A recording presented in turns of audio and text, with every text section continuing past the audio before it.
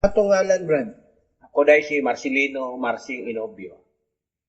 Pila nga ka na katuig bilang adorero sa Adorasyon Nocturna, Pilipinas? Unom na katuig. Kay pag retire ako, ni nag-adorer naman ko. Unsa man ang nag-udyok nimo sa pag-apil sa adorasyon? Adorer sa una pa na adorer ako isuon. Pagka may okasyon sa balay, si Ray de Real, iya kong anggat nga, kung apel yung kong adorer kay is minister naman ko, iya kong gikuan. Apel kay, importante kay na sa imuha.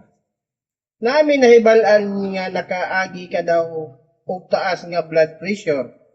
Pwede ba nimo ni istoryahan ani?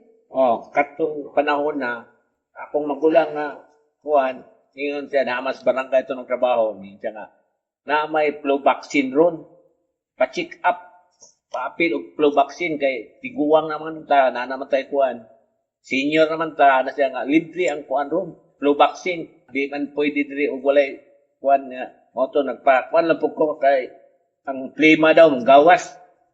I-check up ko na sa barangay, pag-check up, doktor, abot 210 over 100. Yung ang doktor, taas sabay mong dugo. Kung di pwede ka, kung kinahanglan nyo ka, o injeksyonan pa ka na ko, o pababao na itong dugo ni mo, dili pwede, o kuhan. Abi, patuman ko niya, o itong tabletas, para bumababa kong dugo. Pag abot o 150 over 90, dito na ko injeksyonan niya o itong flu vaccine.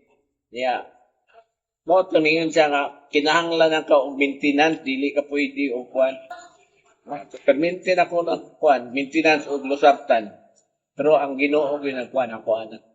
Gusto sa tabukaon yun sa lawa sa Ginoo kada adlaw, mga nang karon kada adlaw sa kumusigba niya, kaya para makakalawat, makakaon ko sa ama.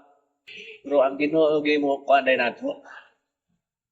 Kalunay sa Diyos, karon ay sintay-size na lang po, akong lawas, as kayapon, basta nakay pag ang Ginoo mag-uban gyuday nimo. Sa pagtuo nimo, naabay naitabang ang pag-ampo sa Ginoo aging adorasyon sa imong kondisyon? Ay, dako kayong tabang. Dako kayong tabang sa kuha kay ini magbuntag ko diri sa mo apel kong adorasyon. Di man ko katulgon man. Ikaduha, pagkaugma, akong lawas kondisyon mangyapon. Mo say labi na inaron first Saturday, pagkaugma na first Sunday, naman sa meeting sa among kuan, among nga GKK. Kondisyon ang Ginoo gyud mag-uban gyapon ako, di ko pasagdan. Unsa naman ang pagsinati nimo sa imong kondisyon karon? Back to normal na akong kondisyon sa lawas. Say, may buntag, walking na lang ko. Pinanapon din ako. Sininit tubig na daw para mong hiyos. Buot sa Ginoo nga, kung lawas, maumang yapon. Sa dilang ko, kailan ko palinturaw, dilang ko magluya. Ang ko ang lawas, perminti na. Mao nang nig-adorasyon, naagi ko perminti din eh. Why absent na? Gikan pagsuod na kong adorasyon, wa ko ka-absent ba? Salamat, Brad. Dahil gunta ang Ginoo. Hangtod sa kahangturan.